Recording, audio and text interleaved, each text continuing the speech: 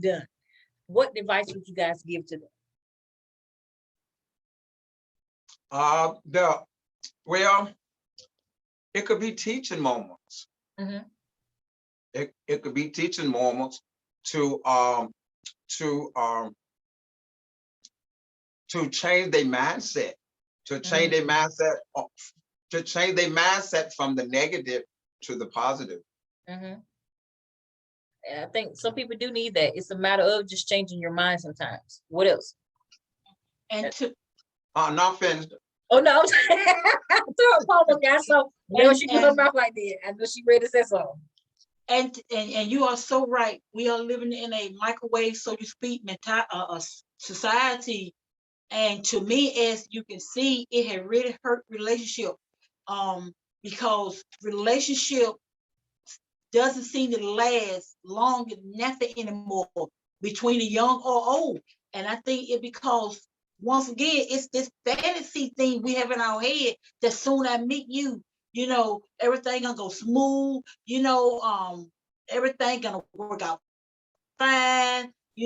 We're not gonna have any arguments. We're gonna be just happy go lucky all the time. And I come home, she gonna have a clean house, and she gonna be looking pretty as always, or she be thinking when I meet him, when he come home, he gonna be smelling fresh and he gonna bring me home this. But reality kicks in and he come home and she got her wig off. Her hair is tied up. And stuff like that. Or he come home and he not smelling it fresh all day. You be thinking, well, he always you smell fresh. So what happened? We look for something to happen quickly, and we want it to work just the way we want it to work.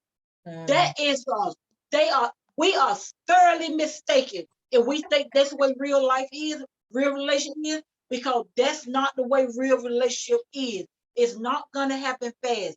And it's not gonna be if you come into a relationship with your mind, it go right back to the beginning.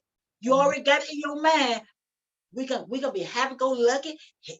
We gonna always be happy. Right there, you are a mistake waiting to happen. And that's what is happening. Because nowadays you see relationship is not lasting long and nothing anymore. Because we want to rush into it. It's like when I see people rush into a relationship and it go down with sparrows so quickly. And it's I came up old school where everything takes time. There used to be a song, you might be too young to remember, I don't reckon. That song said it takes time to know her. It takes time to know her. That's an oldie, but that's a true song. It takes time to know someone. So when you meet someone, just take your time with it. Take your time and picture and make up in your mind every growth that's gonna happen with that person. It's gonna happen with time. If you put a seed in the ground, you don't get up the next morning and it already done grown. It's the same thing about the relationship. Nothing happens fast. And I'm gonna make it short. I'm gonna say this part here. The same way you plant a seed, it doesn't sprout overnight. You got to be patient with someone that you love. Love is patient. Yeah. If I may have a quick Tim today, you give up on me next week. You might miss out on a treasure if you had just hung in there. If you had just hung in there with me, you would have found out. I turned out okay. It was just a season. It was just a season I had that Tim. And what Mama is saying is, stop looking at the outer appearance and sense the heart. Sense the heart each and every day of your mate. Yeah. And you would know whatever is going on with her and everything. So okay. That's true. You guys, you guys are leaving some wonderful jewels here today, that people can actually take it and be able to say, you know what, I never thought of it from that perspective, or I'm in that category where I could have given up too quickly when I should have waited, or X, Y, and Z. So I think that reminds me of a quote that I often hear, and that's also in the book that talks about reflection. That reflection is the key to wisdom, that you often get a chance to reflect back on things and be like, I should have done X, Y, and Z. But unfortunately, our life is not lived that way.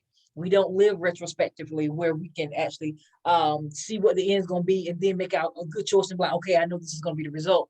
We sort of just function in our day to day and try to make the best choices possible so we can move forward and get the best result from what we did at that moment. And I think that's sort of what you guys spoke to, that every there's a book by is Alicia Britt Cole, I believe is her name, that says every choice is a seed, or every seed is a choice, one or the other. But it talks about those components. Everything that we do sort of leads up to the next steps and things like that. And you guys sort of mentioned that in the aspects of relationships, that the choices that you make in your relationship will decipher and determine whether you're going to have something positive in the end, or if you're going to be standing there alone trying to figure out what happened because you have moved too quickly. Okay, so let's talk briefly about the concept of communication, because we all know that communication is one of the big factors that is in every relationship, whether it's a marriage relationship, whether you're single, with your children, with your coworkers. How can you effectively communicate with your spouse so that they can hear what you're saying and not feel attacked by what you're saying?